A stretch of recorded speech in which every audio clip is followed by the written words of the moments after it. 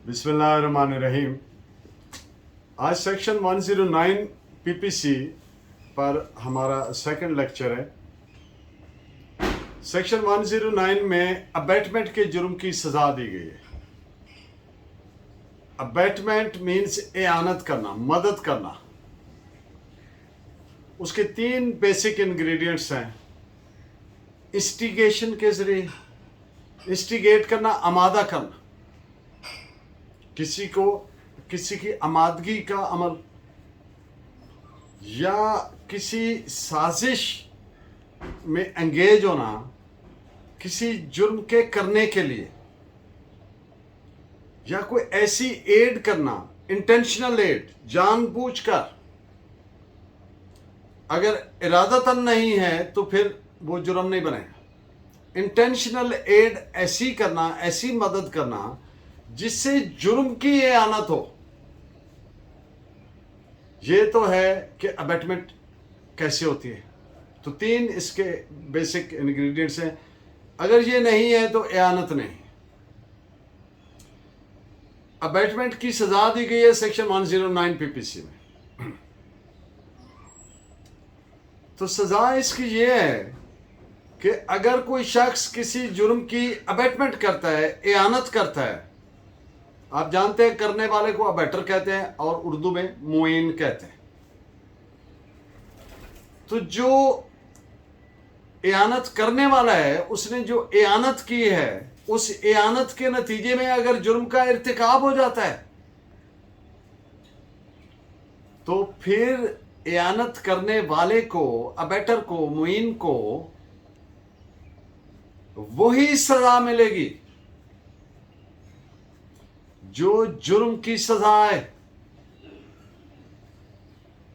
सिवाय 10 ऑफेंसेस ऐसे हैं पीपीसी में जिनकी अबैटमेंट की अलग स्पेसिफिकली सजा प्रोवाइडेड है। बाकी सब जो कोड है, पाकिस्तान पिनल कोड, उसमें दिए गए जो ऑफेंसेस हैं, उनकी जो सजा है वही सजा होगी अबैटमेंट करने वाले की। तो आज इस पे चंद एक अहम मुकदमे पाकिस्तानी और इंडियन सुप्रीम कोर्ट के बिलखसूस, ताकि जिससे बात बिल्कुल क्लियर हो जाए आला अदालतों ने इसको किस तरह तशरीह ताबीर किया है सेक्शन 109 को। पहली बात, ओवार्ट एक्ट। ओवार्ट एक्ट आप समझते हैं, ओवार्ट लिटरली मीन्स खुला, ऐसे जाहिर, सामने।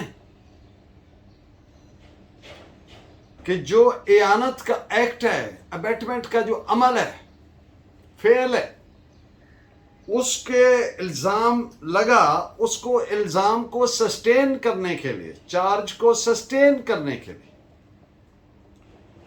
ये जरूरी है कि कोई incriminatory material, piece of evidence,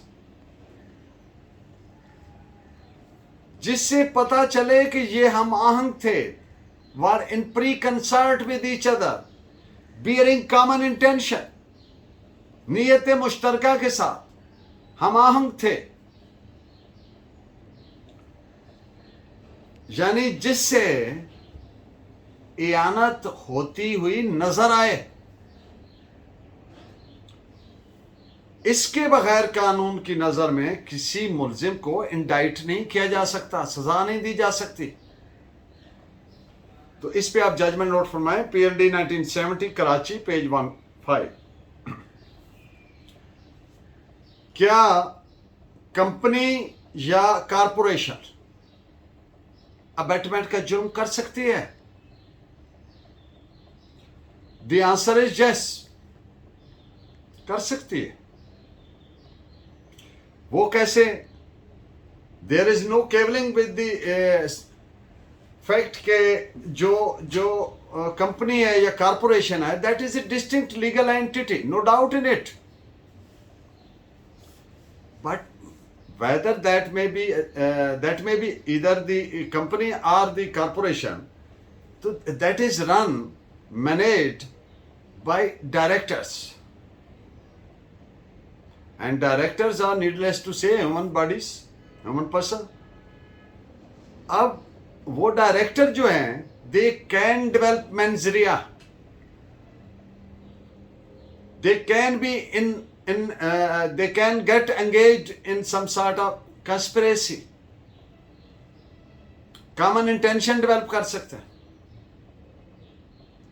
जो मुकदमा मैं आपके सामने आपको नोट करवाऊंगा, इसमें फैक्ट से कि वो ड्रग्स बनाई गई, कंपनी ने दवाइयां ऐसी बनाई।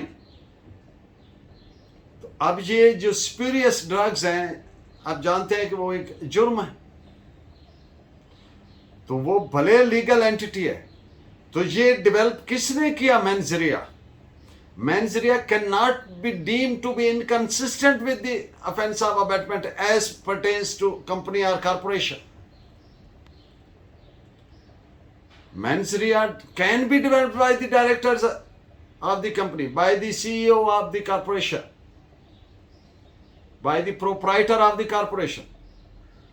सो इस पे जजमेंट आप नोट फरमाएं। दो जजमेंट्स हैं, 1981 SCMR page 573 and 2001 Pakistan criminal law journal page 126। फर्दे जुर्म आयद करना, चार्ज फ्रेम करना। तो जब किसी अगर इल्जाम है प्रोसिक्यूशन का 109 का, तो आप जानते हैं कि कोर्ट चार्ज फ्रेम करती है। तो प्रिंसिपल जो जुर्म है, प्रिंसिपल जो ऑफेंस है, उसके साथ साथ अबैटमेंट के ऑफेंस यानी 109 का भी चार्ज फ्रेम किया जाना चाहिए। अगर उसमें इल्ज़ाम ऐसा है कि ये जुर्म जो है एयानत से हुआ है, फलां बंदे ने या बंदों ने या अशखास ने ये एयानत की है, अगर एयानत का एलिगेशन है तो फिर उसका बाकायदा चार्ज फ्रेम करना चाहिए प्रिंसिपल अक्यूज्ड के साथ। इस पे आप जजमेंट नोट फरमाएं। इंडियन सुप्रीम कोर्ट की जजमेंट है AIR 1988 सुप्रीम कोर्ट 1883। अगर फर्दे जुर्म आयद किया और चार्ज फ्रेम नहीं किया इंडिपेंडेंटली सेक्शन 109 के तहत, चार्ज फ्रेम करना होता क्या है? इसका मकसद मफहूम क्या है? इसका मकसद है sort of notifying the accused कि आपके खिलाफ ये इल्जाम है, क्या आप इसको मानते हैं? वो बोलते हैं कि डू यू प्लीड गिल्टी, क्या आप कसूर मानते हैं अपना? और मुलजिम कहता है नहीं, ये इल्जाम नहीं है, वो नहीं प्लीड गिल्टी करता। तो अब ये बताने की क्या जरूरत है? अगर वो गिल्टी प्लीड नहीं करता और वो कहता है कि ये इल्जाम गलत है, उस इल्जाम को नहीं मानता, तो ये बताए जाने का मकसद सिर्फ ये है ताकि वो अपना डिफेंस कर सके, उसको एग्जैक्टली इल्जाम की नौइयत का पता होना चाहिए ताकि वो प्रॉपर अपना डिफेंस कर सके, जिसको कहते हैं फेयर ट्रायल। ये ना हो कि मुलजिम को एडवर्सली इफेक्ट हो, प्रेजुडिस हो। मुझे तो ये पता ही नहीं था कि मेरे खिलाफ ये इसकी सजा हो सकती है। अगर ऐसा नहीं किया, चार्ज फ्रेम ही नहीं किया 109 का, तो पहली बात तो यह है कि उसको सजा देना मुनासिब नहीं है। और दूसरी बात, अगर सजा दे दी है तो जो एपलेट कोर्ट है वो सजा में इजाफा नहीं कर सकती, कमी पेशी नहीं कर सकती, तो आज खुद नहीं कर सकती, बल्कि उसके लिए मुनासिब क्या होगा कि वो रिमांड कर दे ट्रायल कोर्ट को with the direction to proceed strictly in accordance with law as provided by law। और इसकी एक वजह और भी है। आपने एक लीगल मैक्सिम सुना होगा, that accused is the favorite child of law। तो फेवरेट चाइल्ड ऑफ लॉ होने का मकसद क्या है कि इस्लाम ने भी ये कहा है कि 10 गुनाहगार भले बरी हो जाएं, लेकिन एक बेगुनाह को सजा नहीं होनी चाहिए। और मजीद डिमांड क्या है कि जो शख्स इल्जाम लगाता है, prosecution must stand in on its own legs. इल्जाम कौन लगा रहा है? प्रोसिक्यूशन। वो अपनी लेग्स पे खड़ा होने का मकसद है कि वो साबित करे उस इल्जाम को इस हद तक कि कोई शक शुबा की गुंजाइश ही नहीं रह जाए कि इसी बंदे ने ये जुर्म किया, फिर सजा देनी है। इस पे आप जजमेंट नोट फरमाए ना, AIR 1938 पटना पेज 34। आप देखते हैं सेक्शन 109 में एक लफ्ज यूज हुआ है, एनी ऑफेंस।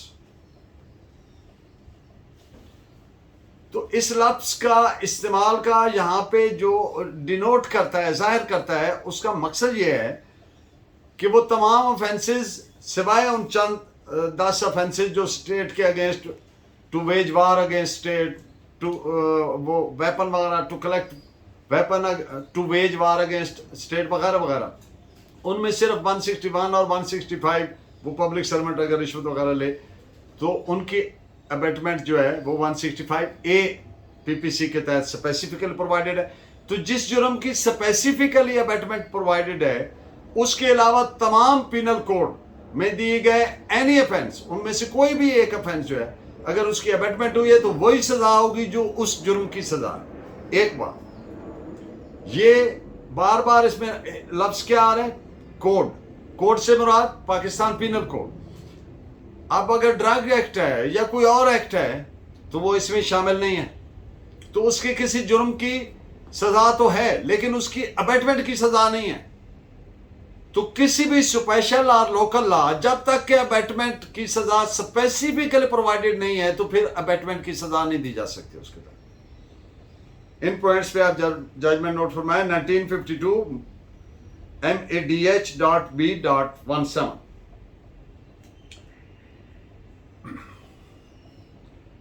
अब इयानत हुई एक जुर्म की, मसलन ए ने बी को इंस्टिगेट किया कि वो सी को कत्ल करे और सी पर हमला करे, असाल्ट करे। ए ने बी को इंस्टिगेट किया कि वो सी पर असाल्ट करे, हमला करे। बी ने सी का कत्ल कर दिया।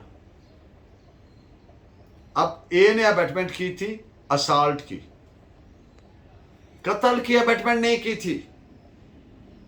एक बात पिछले लेक्चर में मैं कर चुका हूं कि बगैर इरादतन जो एड है या नीयत है या नॉलेज है उसके बगैर नहीं जुर्म बनता है।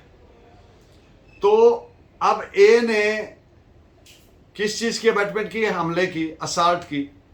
बी ने उस अबेटमेंट के नतीजे में हमला करना था, नतीजे में क्या हुआ? कत्ल कर दिया। तो ए को कत्ल के जुर्म की इयानत की सजा नहीं दी जा सकती। और आप जानते हैं इयानत की वही सजा है जो मेन जुर्म की, यानी ए को सजा मौत नहीं किया जा सकता। So this is reported as AIR 1972 Supreme Court page 1764। ज़िमनन मैं अर्ज कर दूं, आगे डिटेल में इस पे लेक्चर करेंगे। सेक्शन 111 PPC वो ऐसे अफाल, ऐसे एक्ट्स को डील करती है जो अबेटमेंट की गई है एक जुर्म की, लेकिन जो उसका मुमकिना रिजल्ट है, प्रोबेबल कॉन्सिक्वेंस है, विच कैन बी फोरसीन, कि ये भी हो सकता है, उसमें अबेटमेंट की सजा ही मिलेगी। This is reported as PLD 1979 Supreme Court page 53। इयानत में कॉन्स्पिरेसी, अबेटमेंट के में कॉन्स्पिरेसी का लफ्ज यूज हुआ है कि अगर कोई एंगेज होते हैं कॉन्स्पिरेसी, लेकिन कॉन्स्पिरेसी आज खुद एक इसका सेंस बड़ा है। ये it is something much more than the abetment, ये उससे बढ़ के एक चीज है और एक इंडिपेंडेंट ऑफेंस है। और अगर साजिश का एलिगेशन है, साजिश हुई है, कंस्पिरेसी हुई है, तो फिर इसका बाकायदा चार्ज फ्रेम होगा, फर्द जुर्म लगेगी। This is reported as AIR 1970 Calcutta page 110। क्या ऐसा हो सकता है कि प्रिंसिपल अक्यूज बरी हो जाए और जो इयानत का मुजरिम है उसको सजा हो? द आंसर इज हो सकता है, यस। मसलन एक मुकदमा आया जिसके फैक्ट्स इस तौर से थे कि एक शख्स ने एक औरत को इंस्टिगेट किया, आमादा किया एब्डक्शन के जुर्म के लिए, और उसका आमादा करने का मकसद ये था कि किसी दूसरे शख्स से उससे उसकी शादी करे। अब वो जो दूसरा शख्स था उसने उस औरत का रेप किया और फिर मर्डर कर दिया, लेकिन वो बरी हो गया इस वजह से कि उसकी शनाख्त नहीं हो सकी। लेकिन जो इयानत करने वाला था, अबैटमेंट करने वाला था, उसको पूरी सजा दी गई, इसलिए कि उसके खिलाफ मटेरियल सफिशिएंट था, एविडेंस मौजूद थी जिससे उसकी इयानत साबित हुई। तो ऐसे मामलात, ऐसे वाक़यात हो सकते हैं कि प्रिंसिपल अक्यूज बरी हो जाए और इयानत वाले मुलजिम को सजा दी जाए। This is reported as AIR 1981, Supreme Court, page 852। एक रूल होता है रूल ऑफ प्रोप्राइटी। प्रोप्राइटी लफ्जी मतलब है मौजू होना, मौजूनियत। प्रोप्राइटी के रूल के तहत मुनासिब यह है कि जो अबेटर है, मुइन है, इयानत करने वाला है, उसकी सजा प्रिंसिपल अक्यूज से ज्यादा ना हो। मुनासिब इसको समझा गया। This is reported as 1999 SCMR, page 2760। अब एक सेक्शन 109 की डेफिनेशन पढ़े तो वहां पे एक चंद अल्फाज हैं जो मैं रीड करता हूं। Be punished with punishment provided for offence, यानी इयानत करने वाले को वही सजा दी जाएगी जो जुर्म की सजा है। ये अल्फाज इस्तेमाल हुए हैं 109 में। अब एक मुकदमा आया जिसके फैक्ट्स इस तरह थे कि जब दो या दो से ज्यादा अशखास हमांगी से, being in concert with each other, having common intention, मुश्तरका नियत से, and engaged in conspiracy with criminal conspiracy, engaged है आपस में, और उस साजिश के परसुएंस में की पैरवाई करते हुए उनकी तमाम सरगर्मियां, ये मुमकिन नहीं है ह्यूमनली कि उसकी माइन्यूटेस्ट डिटेल्स बजरिया एविडेंस ऑन रिकॉर्ड लाई जा सके। लेकिन ये जाहिर है कि इतने संगीन जुर्म के इर्तिकाब के लिए मुल्जिमान का आपस में एक्टिव प्लानिंग, कोऑपरेशन, कोऑर्डिनेशन, उसकी वजह यह है कि they are working in active participation, active coordination. तो इस हमांगी से और इस तरह मरबूत तरीके से जो मोडस ऑपरेंडी ऑफेंस है, जो जुर्म के इर्तिकाब का तरीका है, वही उन्हीं फैक्ट से ये पता चलता है। लिहाजा जो इयानत करने वाला है और जो इयानत के नतीजे में कत्ल करने वाला है, गोली मारने वाला है, उनकी सजा में कोई डिस्टिंक्शन नहीं किया जा सकता, एक ही सजा बनती है दोनों की। So this is reported as AIR 1957, Supreme Court, page 381। Thank you very much. Please keep watching and guiding, and if you feel के ये आपके लिए फायदेमंद है तो सब्सक्राइब कर दिया करें ताकि ये लेक्चर आपको कंटिन्यूटी से आता रहे। Thank you very much. अल्लाह ने के बाद।